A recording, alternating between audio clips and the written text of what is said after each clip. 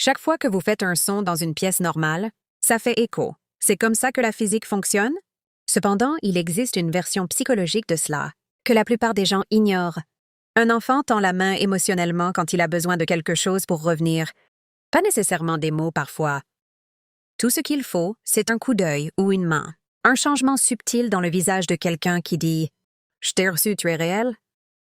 Pourtant, quand rien ne résonne, quand le son disparaît et disparaît dans le silence, l'enfant ne conclut pas que la pièce est en faute.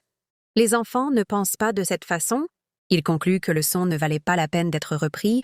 C'est là que ça commence. Nous avons passé des décennies en psychologie.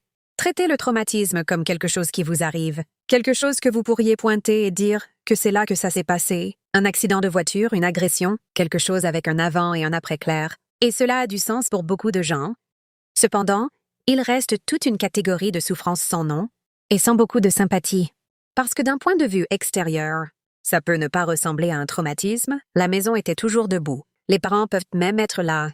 Personne ne va écrire un mémoire sur l'anniversaire où tout le monde a oublié, ou le temps où ils ont pleuré dans leur chambre pendant 1 heure et que personne n'est venu regarder les yeux de leur mère aller ailleurs. Chaque fois qu'ils essayaient de dire quelque chose qui comptait pour eux, les choses qui ne se sont pas produites n'ont pas l'impression de compter. Tu ne peux pas vraiment les expliquer à quelqu'un sans avoir l'impression d'être dramatique, mais ils laissent des marques calmes et persistantes. Et ce n'est pas parce qu'ils sont invisibles qu'ils ne sont pas réels. Les psychologues appellent cela la négligence émotionnelle de l'enfance, et la raison pour laquelle il est resté sous-étudié pendant si longtemps, c'est en partie à cause de son fonctionnement. Il n'est pas défini par ce qui s'est passé, mais par ce qui n'a toujours pas l'harmonisation émotionnelle qui n'est jamais venue, le miroir qui était absent. Et voici la réalité du développement en dessous. Les enfants apprennent à comprendre leur propre monde intérieur, de la même manière qu'ils apprennent la langue, à travers quelqu'un qui le reflète. Un soignant qui dit que tu as l'air triste en ce moment. Est-ce que c'est juste de faire quelque chose de profond? Ils apprennent à l'enfant que les états internes existent, qu'ils sont nommables, qu'ils comptent suffisamment pour être témoins. Quand cela n'arrive jamais, ou arrive si rarement, ils n'enregistrent pas l'enfant devient un adulte qui est vraiment, parfois étonnamment incapable d'identifier ce qu'il ressentent.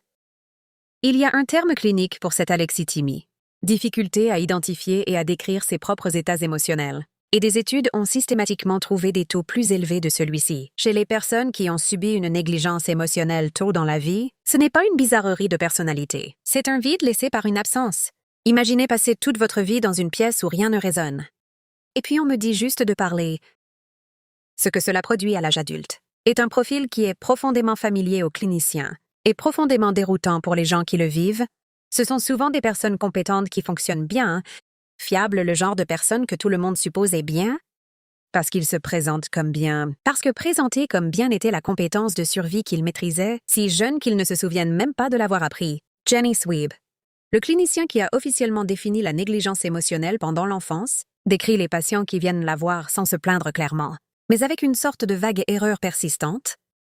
Le sentiment que tout le monde a accès à une fréquence émotionnelle, ils ne peuvent tout simplement pas se connecter, pas exactement la dépression.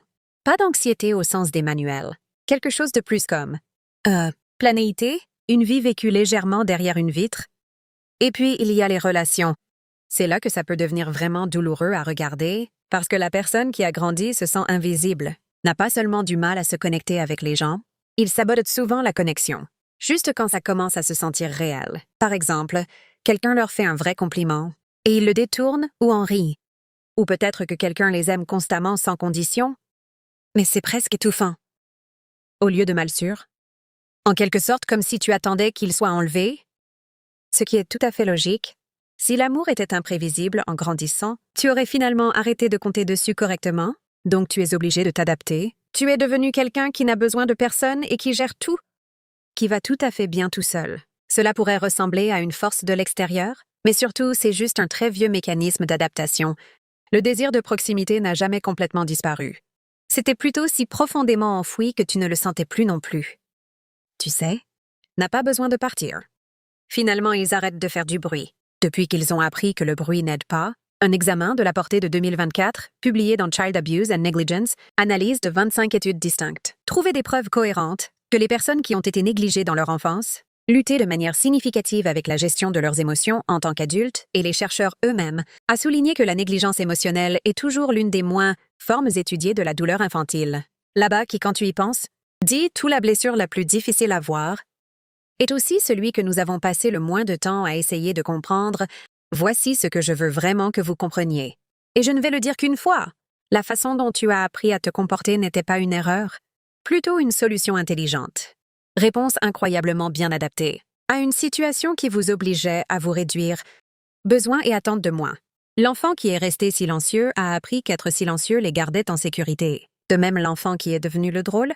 J'ai appris que faire rire les gens était le seul moyen fiable d'attirer l'attention. Parfois, ils se sont lancés dans leurs études ou sont devenus les gardiens, or in unfortunate cases, en quelque sorte, vient de disparaître. Ils ont beaucoup prêté sur les seuls outils à leur disposition et l'a fait remarquablement bien. Le seul problème est que nous n'arrêtons pas automatiquement d'utiliser un mécanisme d'adaptation juste parce que nous n'en avons pas besoin. Tu n'es plus dans cette pièce? Mais ton corps n'a pas encore complètement rattrapé ça. Tressaillir toujours quand quelqu'un s'approche, se sentir mal à l'aise quand quelqu'un est vraiment gentil avec vous, toujours du mal à donner un sens à vos propres émotions, comme si tu essayais d'entendre quelque chose à travers un mur épais, mais heureusement ce n'est pas permanent. Le cerveau est remarquablement capable de changer, même après une enfance difficile, et une thérapie conçue autour de ce genre d'expérience peut faire une réelle différence. Je ne dis pas ça pour bien conclure ça. Puisqu'il mérite plus qu'une fin ordonnée, guérir de cela est lent, et cela implique de pleurer quelque chose d'étrange, l'absence de choses qui auraient dû être là. Comment pleurez-vous quelque chose qui n'est jamais arrivé? Comment traitez-vous un sentiment sans souvenir particulier qui y est attaché? Il s'avère avec beaucoup de persévérance et généralement avec de l'aide. Mais ça commence quelque part plus petit que la thérapie. Cela commence par décider que votre propre expérience vaut la peine d'être prise sérieusement. Juste parce que personne ne s'est présenté quand tu en avais besoin. Cela ne veut pas dire que tu ne valais pas la peine de te présenter. Tu as toujours été, et à quoi ça ressemble au jour le jour, est beaucoup moins dramatique que ce à quoi vous vous attendez. Tu n'as pas besoin de cette grande percée émotionnelle. Commencez par remarquer que vous êtes en colère. Et au lieu de le pousser immédiatement vers le bas ou vous dire que vous réagissez de manière excessive, juste assis avec pendant une seconde. Le laisser exister, c'est se rattraper. Balayer un compliment et faire une pause pour te demander pourquoi tu as fait ça.